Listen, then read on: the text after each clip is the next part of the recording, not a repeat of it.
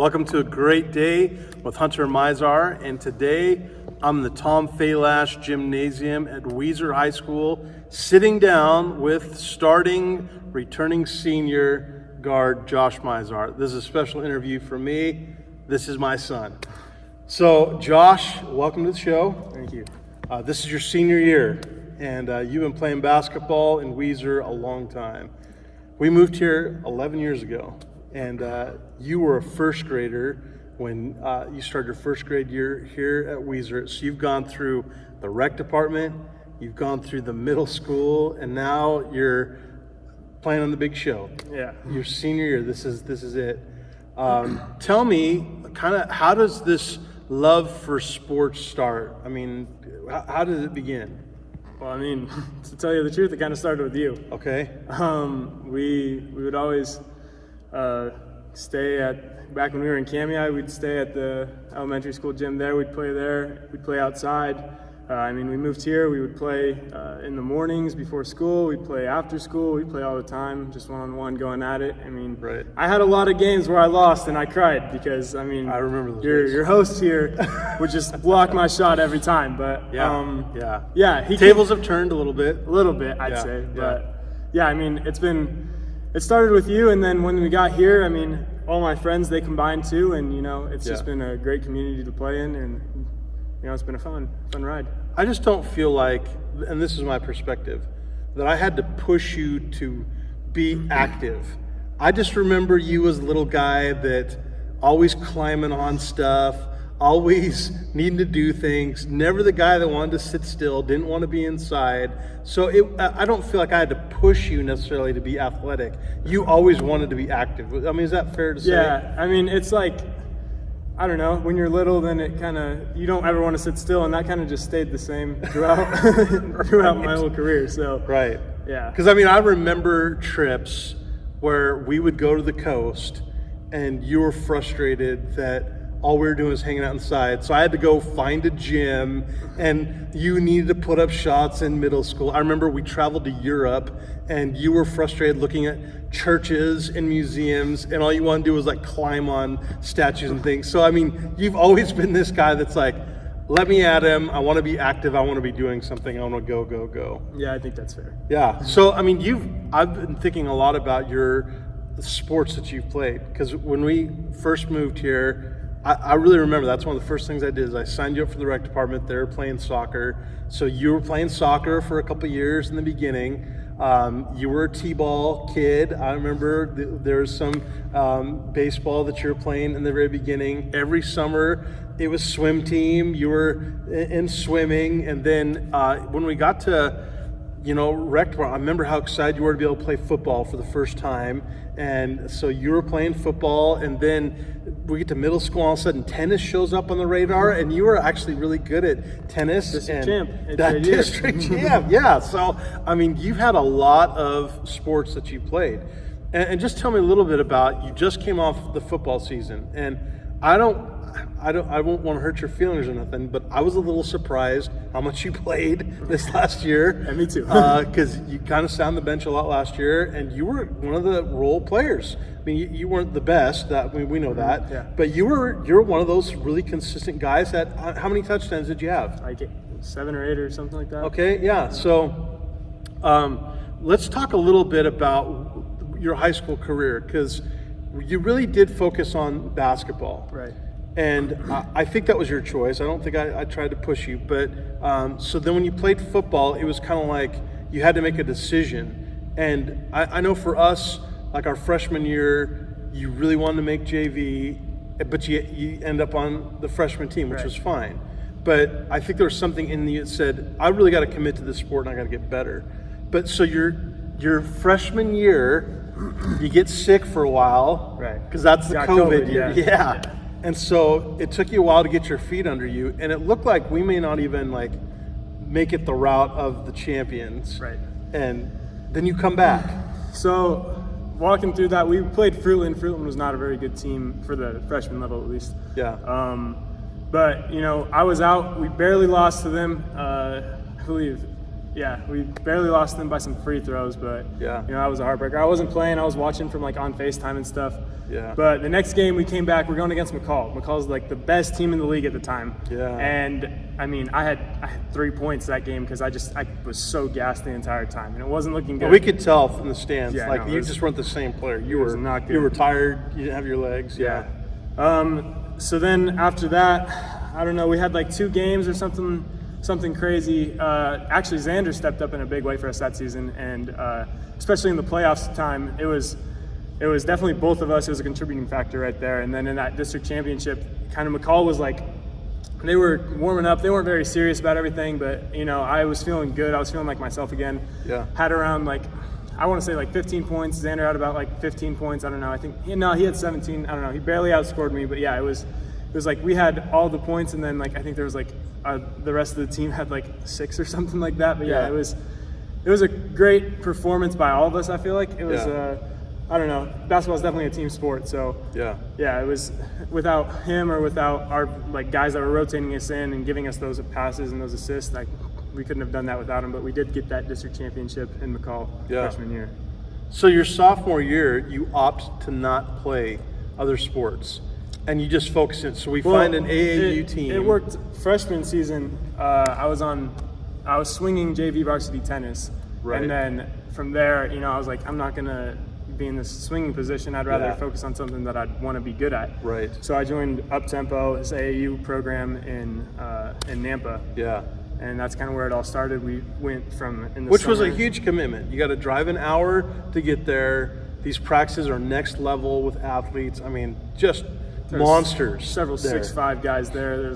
I was getting dunked on in practices. It was crazy. Right? Yeah.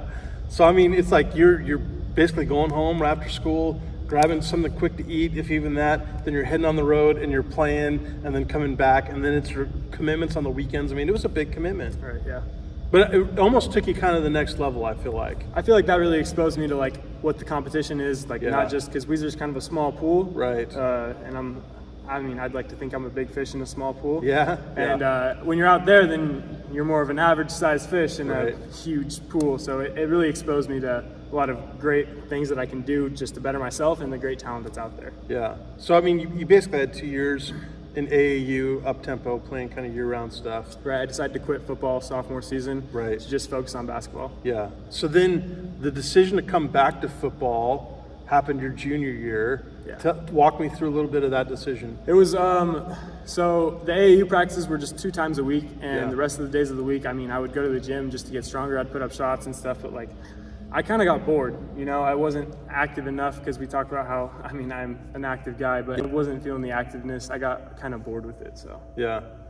But I always got kind of a sense, and maybe I'm wrong, that you wanted to be with your Weiser guys. yeah. And in a town like Weiser, the guys aren't going to just play one sport. Usually they're going to play 2 or 3 sports.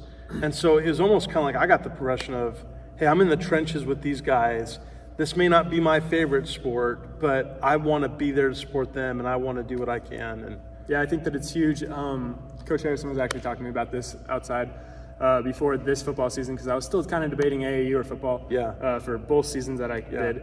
But he really instilled in me that without Colin and Issa on the basketball court, then I can't do it. So I got to show them that I'm going to show up for the football field. They're my senior guys. We've been putting in work together all throughout this time, Karsten, all these guys that play football too. Yeah. Yeah, it's I'm just thinking, you've been playing ball with these guys for 11 years. That's a long history. We got a lot of chemistry. You guys have been in this together, doing it for a long time. So you lost a couple of seniors. You lost Jack, you lost Carter, you lost Braden. So now we're needing some juniors to step up to fill that role. Talk to me a little bit about how do you feel this upcoming season's going? What does it look like? Yeah, to be honest with you, we got 12 guys that could start any game. I got faith in our guys. We got people that can hit shots. A lot of these players, they followed in my footsteps, the younger classes. Owen, Shade, Braden, I think Grant too. They all committed to Uptempo as well. They've been putting in a lot of work, and it's starting to. I can really see it paying off. And there's even sophomores that we got Garrett and Zane. They played football this year. They didn't focus on basketball, but you can tell that they've been grinding and stuff. And we've got a lot of guys that are going to be good this year. They're going to be a threat. So any 12 of our guys, I could see us in a starting position. And I mean, I got faith in every one of them. Because I think there's a lot of these guys that are just great athletes in general. Yeah. They're just good at sports. They have that kind of mindset, that kind of mentality. So it feels like you kind of had to shift in middle school from being the point guard, handling the ball, bringing it up, to when Colin kind of came, he was more the floor general, and then you were more like the off guard. Tell me, how does that transition work? Because, I mean, it was a shift for you, but you didn't seem resentful for it. You seemed to embrace it. You know, at first, I wasn't like upset about it or anything, but like I was anticipating getting that starting point guard position. But I mean, it didn't happen. But to be honest, that's the best thing that could have happened for me because I mean, Colin, he sets me up perfectly for threes. He's got a lot of IQ for the game. If I back cut, I know he's going to find me. If I need a skip pass, he's going to find me. So I mean, he gives me the ball a lot and allows me to be in opportunities where I can score. So I mean, I wouldn't change anything. Yeah, I mean, he's obviously starting quarterback and point guard. I mean, he's got vision. He has that court vision, that field vision that I think is really needed to help you guys out. I think a lot of people, they look at you as kind of a shooter, a three-point specialist. And I don't think people realize that doesn't just come on accident. I mean, I don't think people really contemplate how many hours you have sacrificed. I mean, I remember there were summers that you lived at Memorial Park outside at that gym. I remember when you were in junior high, you were like, I got to get up early because there's like a 20-minute open gym, and 7th grade you was battling out against 8th graders, and just open scrimmages, you were just always a gym rat. And you have, especially, I don't know if people realize this, in this football season, you would go to football practice, and then after that, you and I would go into a gym, and you would put in hours putting up shots, perfecting your craft. And it was, I can't think of more than 2 or 3 times I've said to you, hey, do you want to go into the gym? And you turned me down. You're always game to go in. And if you weren't putting up shots, you were in the actual gym lifting weights. I mean, just talk to me about what kind of dedication does that get? And do you feel like you get burned out? How do you keep fresh on that? I mean, it's a lot of recovery. So, I mean, I've always had the mindset, if you work the hardest, then it's going to pay off. And, you know, I've seen that happen.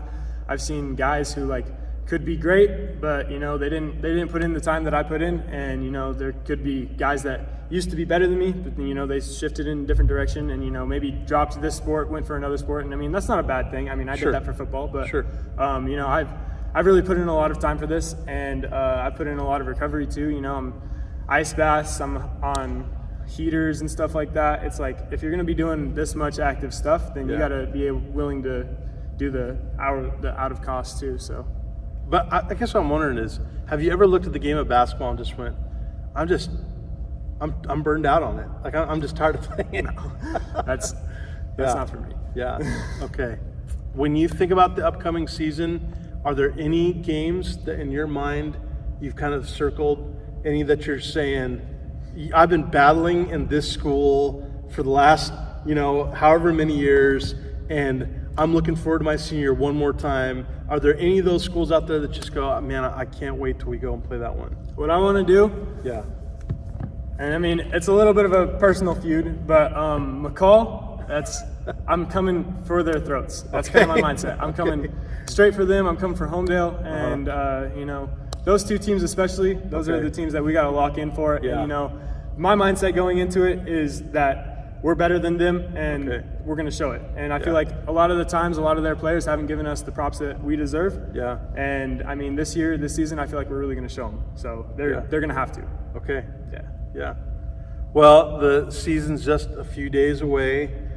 Number 10, are we sticking with that number? Sir. Number 10. Look for number 10. And I'm really looking forward to it. I think it's a great program. Sir. And I think Weiser has been a great place for you to grow up. It's been a great place for you to play in all these sports. I mean, we have just numerous coaches that have just invested in you. I'm grateful for.